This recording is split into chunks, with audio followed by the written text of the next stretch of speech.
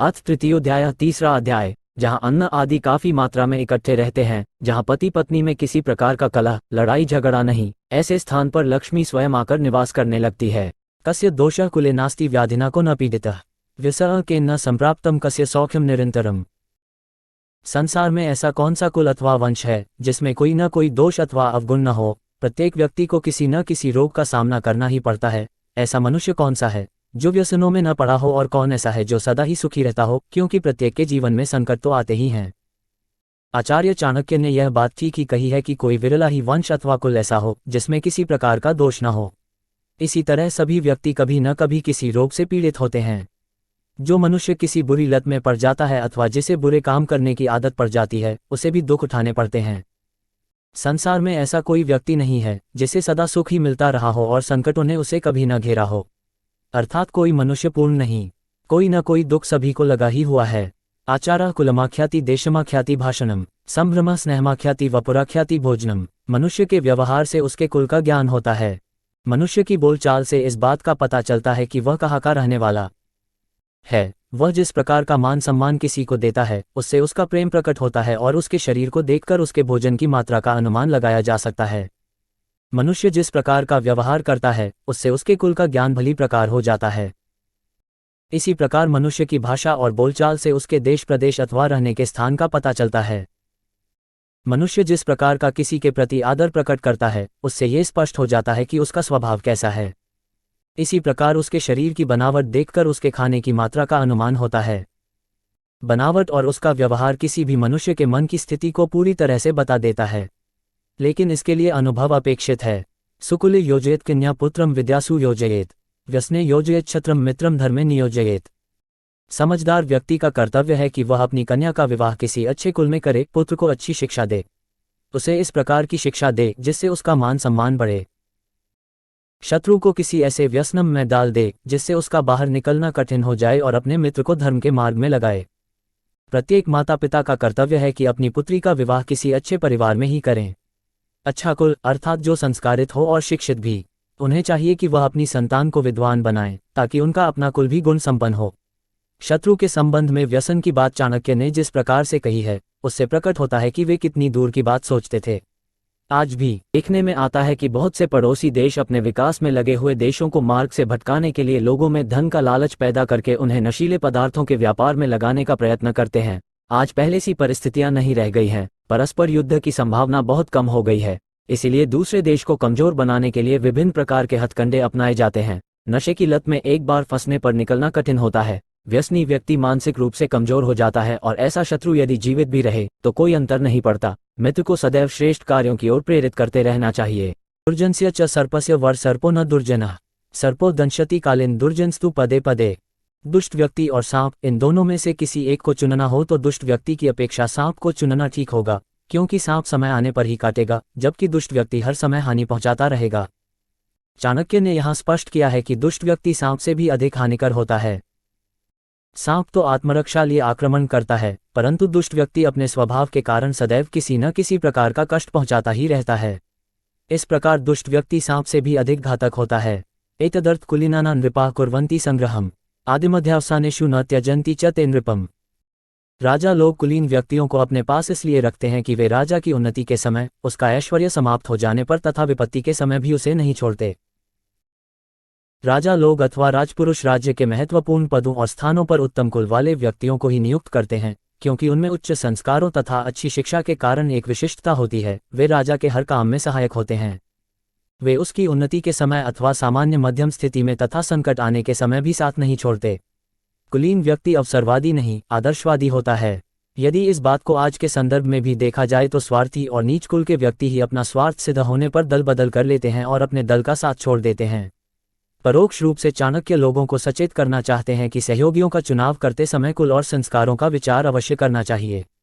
प्रलये भिन्नमर्यादा भवन्ति किल सागराः सागरा भेदमिच्छन्ति प्रलयेपि न साधवः। समुद्र भी प्रलय की स्थिति में अपनी मर्यादा का उल्लंघन कर देते हैं और किनारों को लांघकर सारे प्रदेश में फैल जाते हैं, परंतु सज्जन व्यक्ति प्रलय के समान भयंकर विपत्ति और कष्ट आने पर भी अपनी सीमा में ही रहते हैं, अपनी मर्यादा नहीं छोड़ते। विशाल सागर बहुत गंभीर रहता है, परंतु चाणक्य धैर्यवान गंभीर व्यक्ति को सागर की अपेक्षा श्रेष्ठ मानते हैं। प्रलय के समय सागर अपनी सारी मर्यादा भूल जाता है, अपनी सभी सीमाएं तोड़ देता है और जलथल एक हो जाता है, परंतु श्रेष्ठ व्यक्ति अनेक संकटों को सहन करता है और अपनी मर्यादाएं कभी पार नहीं करता। मूर्खस्तु परिहर्तव्य प्रत्यक्षो द्विपदः पशुः भिन्नति वाक्यशल्येन अदृष्टः कंटको यथा। मूर्ख व्यक्ति से दूर ही रहना चाहिए, क्योंकि मनुष्य दिखता हुआ भी वह दो पैरों वाले पशु के समान है। वह सज्जनों को उसी प्रकार कष्ट पहुंचाता रहता है जैसे शरीर में चुभा हुआ कांटा शरीर को निरंतर पीड़ा देता रहता है। कांटा छोटा होने के कारण अदृश्य हो जाता है और शरीर में धंस जाता है। मूर्ख की भी यही स्थिति है, वह भी अनजाने में दुख और पीड़ा का कारण बनता है। अक्सर लोग मूर्ख की ओर भी ध्यान नहीं देते, वे उसे साधारण मनुष्य ही समझते हैं। रुयवंसंपन्नाः विशालकुल संभवाः विद्याहीना न शोभन्ते निर्गंधा इव किंशुकाः।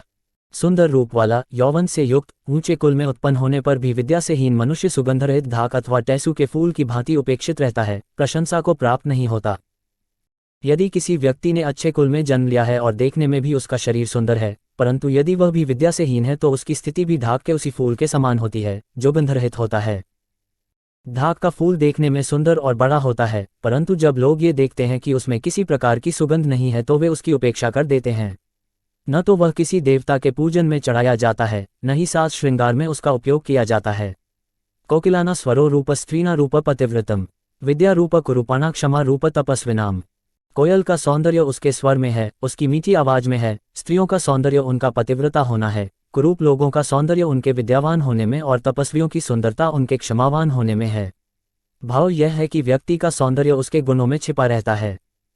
जिस प्रकार कोयल और कौवा दोनों काले होते हैं, परंतु कोयल की मीठी कूक सभी को पसंद होती है, यही मीठा स्वर उसका सौंदर्य है। इसी प्रकार स्त्रियां वे ही सुंदर मानी जाती हैं जो पतिव्रता होती हैं, अर्थात स्त्री का सौंदर्य उसका पातिव्रत धर्म है। समाज में भी पति परायणा स्त्री को ही सम्मान प्राप्त है, उसी की लोगों द्वारा सराहना की जाती है। शरीर से कुरूप व्यक्ति भी विद्या के कारण आदर का पात्र बन जाता है, जैसे सत्यवती पुत्र व्यास। तप करने वाले व्यक्ति की शोभा उसकी क्षमाशीलता के कारण होती है। महर्षि भृगु ने क्षमा करने की विशेषता के कारण ही श्री विष्णु को देवताओं में श्रेष्ठ घोषित किया था। जैदेकम कुलस्यार्थे ग्रामस्यार्थे कुलम त्यजेत ग्राम जनपदस्यार्थे आत्मार्थे पृथ्वी त्यजेत। यदि एक व्यक्ति का त्याग करने से कुल की रक्षा होती है, उन्नति होती है, सुख शांति मिलती है, तो उस एक व्यक्ति को छोड़ देना चाहिए, उसका त्याग कर देना चाहिए। ग्राम के हित के लिए कुल छोड़ देना चाहिए। यदि एक गांव को छोड़ने से पूरे जिले का कल्याण हो तो उस गांव को भी छोड़ देना चाहिए। इसी प्रकार आत्मा की उन्नति के लिए सारे भूमंडल का ही त्याग कर देना चाहिए। छोटे स्वार्थों के त्याग की ओर संकेत करता है ये श्लोक। इस दृष्टि से स्व ही सर्वश्रेष्ठ है, अर्थात यदि व्यक्ति अपनी उन्नति में किसी चीज को बाधक समझता है तो उसका त्याग कर देने में देर नहीं करनी चाहिए, वह कितनी भी मूल्यवान क्यों न हो। उद्योगे नास्ति दारिद्र्यम जपतो नास्ति पातकम मौने च कलहो नास्ति नास्ति जागृते भयम। उद्योग अर्थात पुरुषार्थ करने वाला व्यक्ति दरिद्र नहीं हो सकता। प्रभु का नाम जपते रहने से मनुष्य पाप में लिप्त नहीं होता। मौन रहने पर लड़ाई झगड़े नहीं होते तथा जो व्यक्ति जागता रहता है अर्थात सतर्क रहता है, उसे किसी प्रकार का भय नहीं रहता। जो व्यक्ति निरंतर परिश्रम करते रहते हैं उनकी गरीबी स्वयं दूर हो जाती है। परिश्रम करके भाग्य को भी अपने वश में किया जा सकता है। जो व्यक्ति सदैव प्रभु का स्मरण करता रहता है, अपने हृदय में सदैव उसे विद्यमान समझता है, वह पाप कार्य में प्रवृत्त नहीं होता। श्लोक के दूसरे भाग में कहा गया है कि मौन रहने से लड़ाई झगड़ा नहीं होता, अर्थात विवादों का समाधान है मौन। ये बात जीवन के सभी पक्षों पर लागू होती है। जो व्यक्ति सावधान रहता है, सतर्क रहकर अपने कार्य करता है, उसे किसी भी प्रकार के भय की आशंका नहीं रहती। जिस व्यक्ति को आलस्य, असावधानी और गफलत में रहने की आदत है, उसे हर स्थान पर हानि उठानी पड़ती है। उसका न तो आज है न कल। अतिरूपेण वै सीता अतिगर्वेण रावणः अतिदानात् बलिर्वद्धो अति सर्वत्र वर्जयेत। अत्यंत रूपवती होने के कारण ही सीता का अपहरण हुआ, अधिक अभिमान होने के कारण रावण मारा गया, अत्यधिक दान देने के कारण राजा बलि को कष्ट उठाना पड़ा। इसलिए किसी भी कार्य में अति नहीं करनी चाहिए, अति का सर्वत्र त्याग कर देना चाहिए।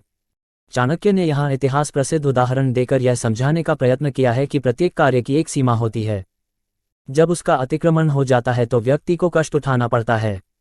सीता अत्यंत रूपवती थी, इसी कारण उनका अपहरण हुआ। इसी प्रकार रावण यद्यपि अत्यंत बलवान और समृद्ध राजा था, परंतु अभिमान की सभी सीमाएं लंघ गया, परिणामस्वरूप उसे अपने स्वजनों के साथ मौत के घाट उतरना पड़ा। राजा बलि के संबंध में सभी जानते हैं कि वह अत्यंत दानी था।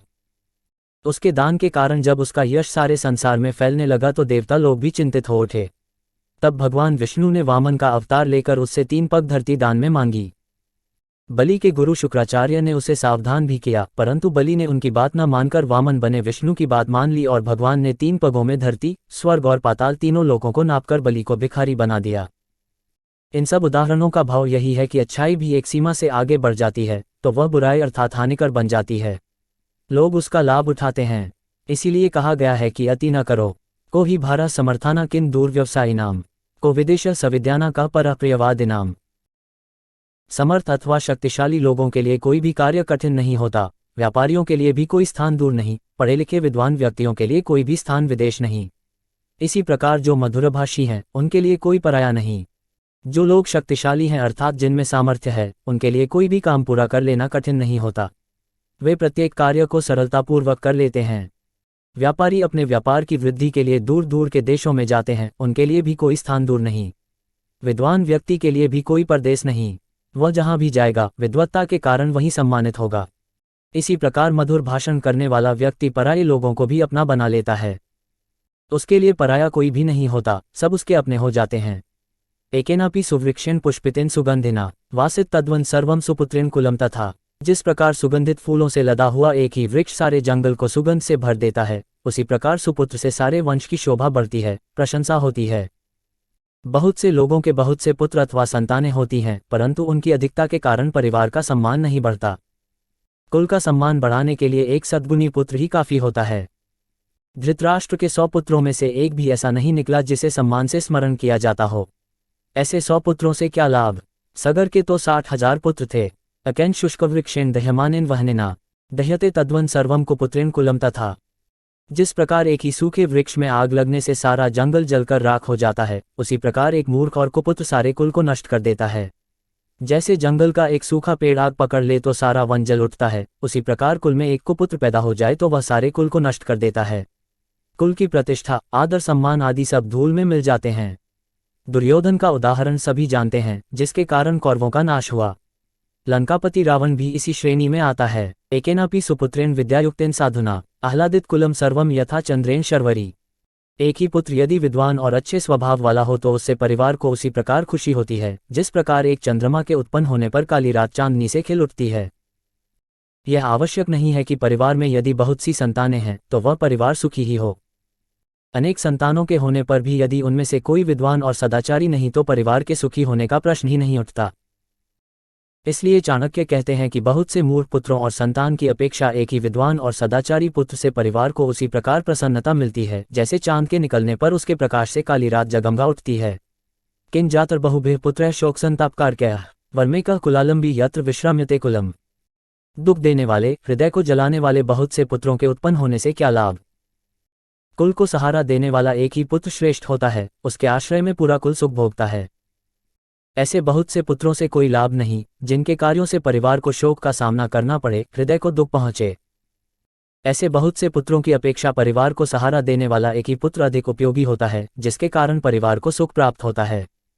लालित 5 वर्षाणि 10 वर्षाणि तादेत प्राप्ते तु षोडशे वर्षे पुत्रम मित्रवदाचरेत। 5 वर्ष की आयु तक पुत्र से प्यार करना चाहिए, इसके बाद 10 वर्ष तक उसकी ताड़ना की जा सकती है और उसे दंड दिया जा सकता है, परंतु 16 वर्ष की आयु में पहुंचने पर उससे मित्र के समान व्यवहार करना चाहिए। विकासात्मक मनोविज्ञान का सूत्र है ये श्लोक। 5 वर्ष की आयु तक के बच्चे के साथ लाड़ दुलार करना चाहिए, क्योंकि इस समय वह सहज विकास से गुजर रहा होता है। अधिक लाड़ प्यार करने से बच्चा बिगड़ न जाए, इसलिए 10 वर्ष की आयु तक उसे दंड देने की बात कही गई है। उसे डराया धमकाया जा सकता है, परंतु 16 वर्ष की आयु तक पहुंचने पर उसके साथ इस प्रकार का व्यवहार नहीं किया जा सकता। उस समय उसके साथ मित्र जैसा व्यवहार करना चाहिए, क्योंकि तब उसका व्यक्तित्व और सामाजिक अहम विकसित हो रहा होता है। मित्रता का अर्थ है उसे यह महसूस कराना कि उसकी परिवार में महत्वपूर्ण भूमिका है। मित्र पर जैसे आप अपने विचारों को लादते नहीं हैं, वैसा ही आप यहाँ अपनी संतान के साथ भी करें। यहाँ भी समझाने बुझाने में तर्क और व्यवहारिकता हो, न कि अहम की भावना। उपसर्गन्य चक्रे च दुर्भिक्षे च भयावहे असाधुजन संपर्क्य पलायति स जीवति। प्राकृतिक आपत्तियां जैसे अधिक वर्षा होना और सूखा पड़ना अथवा दंगे फसाद आदि होने पर, महामारी के रूप में रोग फैलने, शत्रु के आक्रमण करने पर, भयंकर अकाल पड़ने पर और नीच लोगों का साथ होने पर जो व्यक्ति सब कुछ छोड़ छाड़कर भाग जाता है, वह मौत के मुंह में जाने से बच जाता है। भावार्थ यह है कि जहां दंगे फसाद हो, उस जगह से व्यक्ति को दूर रहना चाहिए। यदि किसी शत्रु ने हमला कर दिया हो या फिर अकाल पड़ गया हो और दुष्ट लोग अधिक संपर्क में आ रहे हों तो व्यक्ति को वह स्थान छोड़ देना चाहिए। जो ऐसा नहीं करता वह मृत्यु का ग्रास बन जाता है। धर्मार्थकं मोक्षाण यस्य कोऽपि न विद्यते जन्म जन्मनि मर्त्येषु मरणं तस्य केवलम्। जिस व्यक्ति के पास धर्म, अर्थ, काम और मोक्ष आदि इन 4 पुरुषार्थों में से कोई भी पुरुषार्थ नहीं है, वह बार बार मनुष्य योनि में जन्म लेकर केवल मरता ही रहता है, इसके अतिरिक्त उसे कोई लाभ नहीं होता। चाणक्य का भाव यह है कि व्यक्ति मनुष्य जन्म में आकर धर्म, अर्थ और काम के लिए पुरुषार्थ करता हुआ मोक्ष प्राप्त करने का प्रयत्न करे, मानव देह धारण करने का यही लाभ है। मूर्खा यत्र न पूज्यन्ते धान्यम यत्र सुसंचितम दंपत्ये कलहो नास्ति तत् श्री स्वयमागता। जहाँ मूर्खों की पूजा नहीं होती, जहाँ अन्न आदि काफी मात्रा में इकट्ठे रहते हैं, जहाँ पति पत्नी में किसी प्रकार की कलह, लड़ाई झगड़ा नहीं, ऐसे स्थान पर लक्ष्मी स्वयं आकर निवास करने लगती है। इस श्लोक का तात्पर्य यह है कि जो लोग देश अथवा देशवासी मूर्ख लोगों की बजाय गुणवानों का आदर सम्मान करते हैं, अपने गोदामों में भली प्रकार अन्न का संग्रह करके रखते हैं, जहाँ के लोगों में घर गृहस्थी में लड़ाई झगड़े नहीं, मतभेद नहीं, उन लोगों की संपत्ति अपने आप बढ़ने लगती है। यहाँ एक बात विशेष रूप से समझने की है कि लक्ष्मी को श्री भी कहते हैं, लेकिन इन दोनों में मूलतः अंतर है। आज जबकि प्रत्येक व्यक्ति लक्ष्मी का उपासक हो गया है और सोचता है कि समस्त सुख के साधन जुटाए जा सकते हैं, तो उसे इनमें फर्क समझना होगा। लक्ष्मी का एक नाम चंचला भी है, एक स्थान पर न रुकना इसका स्वभाव है, लेकिन जिस श्री की बात आचार्य चाणक्य ने की है वह बुद्धि की सखी है। बुद्धि की श्री के साथ गाढ़ी मित्रता है, ये दोनों एक दूसरे के बिना नहीं रह सकती। महर्षि व्यास ने श्री का महात्म्य भगवान के साथ जोड़कर किया है। उनका कहना है कि जहाँ श्री है वहाँ भगवान को उपस्थित जानो। इस श्लोक में जिन गुणों को बताया गया है उनका होना भगवान की उपस्थिति का संकेत है। लक्ष्मी चंचला है, लेकिन श्री जिसके मन या घर में प्रविष्ट हो जाती है उसे अपनी इच्छा से नहीं छोड़ती। श्री का अर्थ संतोष से भी किया जाता है। संतोष को सर्वश्रेष्ठ संपत्ति माना गया है। इस प्रकार संतोषी व्यक्ति को लक्ष्मी के पीछे पीछे जाने की आवश्यकता नहीं होती, वह स्वयं उसके घर परिवार में आकर निवास करती है। आचार्य ने विशेष रूप से मनुष्य के आचार अर्थात चरित्र के संबंध कुछ बातें कही हैं। उन्होंने माना है कि अच्छे से अच्छे कुल में कहीं न कहीं किसी प्रकार का दोष मिल ही जाता है, और संसार में ऐसा कौन सा पुरुष है जो कभी रोगों का शिकार न हुआ हो। सभी में कोई न कोई व्यसन भी होता है। इस संसार में लगातार किसको सुख प्राप्त होता है, अर्थात कोई सदा सुखी नहीं रह सकता, कभी न कभी वह कष्टों में पड़ता ही है। सुख दुख का संबंध दिन रात की तरह है। महान व्यक्तियों को और धर्मात्माओं को अनेक कष्ट उठाने पड़ते हैं, ऐसा संसार का नियम है। चाणक्य का मानना है कि मनुष्य के आचार व्यवहार से, बोलचाल से, दूसरों के प्रति मान सम्मान प्रकट करने से उसके कुल की विशिष्टता का ज्ञान होता है। आचार्य का मानना है कि पुत्री का विवाह अच्छे आचरणशील परिवार में करना चाहिए और पुत्रों को ऐसी प्रेरणा देनी चाहिए कि वे उच्च शिक्षा प्राप्त करें। शिक्षा ही जीने की कला सिखाती है। शत्रु को व्यसनों में फंसाने की बात करते हुए आचार्य संकेत करते हैं कि शत्रु का नाश बौद्धिक चातुर्य के साथ किया जाना चाहिए, इसलिए सावधान रहें और लाभ उठाएं। चाणक्य ने शिक्षा और बुद्धिमत्ता पर सब कार्यों की अपेक्षा अधिक जोर दिया है। वे कहते हैं कि मूर्ख भी सज्जन और बुद्धिमान की तरह 2 पैर वाला होता है, परंतु वह 4 पैर वाले पशु से भी निकृष्ट और गया गुजरा माना जाता है, क्योंकि उसके कार्य सदैव कष्ट पहुंचाने वाले होते हैं।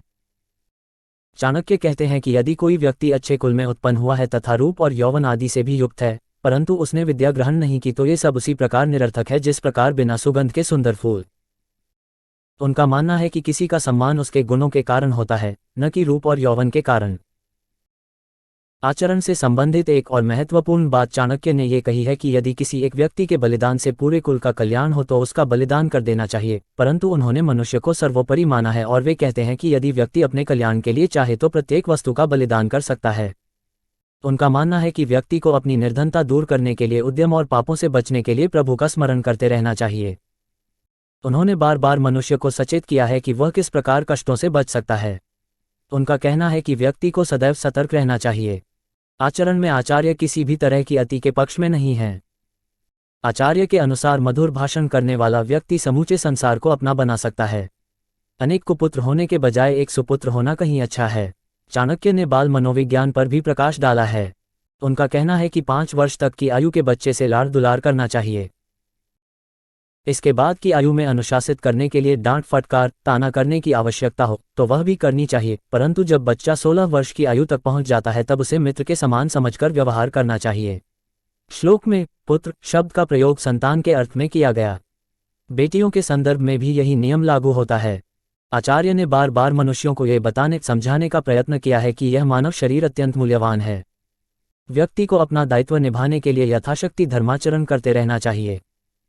चाणक्य इस अध्याय के अंत में समूचे समाज को मूर्खों से बचने का परामर्श देते हैं। अपने अन्न तथा अन्य उत्पाद को ठीक ढंग से संभाल कर रखना चाहिए और आपस में प्रेमपूर्वक रहना चाहिए। झगड़े फसाद में अपना जीवन नष्ट नहीं करना चाहिए, ऐसा करके हम स्वयं को दुख के गर्त में डालते हैं।